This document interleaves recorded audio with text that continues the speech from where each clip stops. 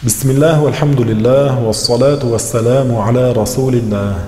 Dans Surat Al-Baqarah, verset numéro 185, Allah Ta'ala dit ce qui signifie: le mois de Ramadan est celui dans lequel a été révélé le Coran comme guide pour les gens et preuve claire de la droiture et du discernement entre le vrai et le faux. Celui d'entre vous qui est vivant en ce mois, il est un devoir pour lui de jeûner.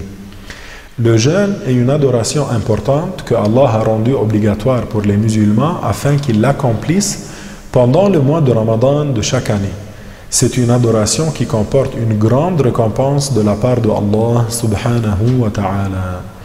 Le jeûne consiste à s'abstenir de manger, de boire et de tout ce qui cause la rupture du jeûne, tout en ayant fait l'intention la nuit précédente.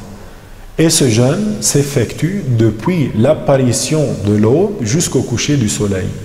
Ainsi, on dit alors dans le cœur: j'ai l'intention de jeûner le jour qui vient pour accomplir l'obligation du jeûne de Ramadan de cette année par acte de foi et par recherche de l'agrément de Allah Ta'ala. Il y a des choses qui annulent le jeûne, parmi lesquelles manger et boire, même peu de choses si la personne se souvient qu'elle est en train de jeûner.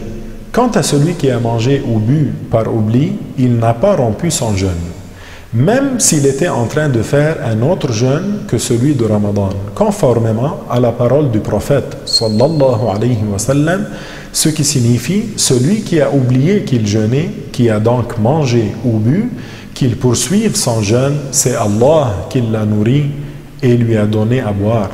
Ce hadith est rapporté par Al-Bukhari.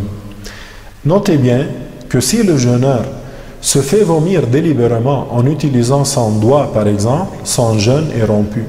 Toutefois, s'il a été gagné par le vomissement, son jeûne n'est pas rompu. La goutte dans l'oreille et le nez annule le jeûne, s'il en parvient quelque chose à l'intérieur du corps.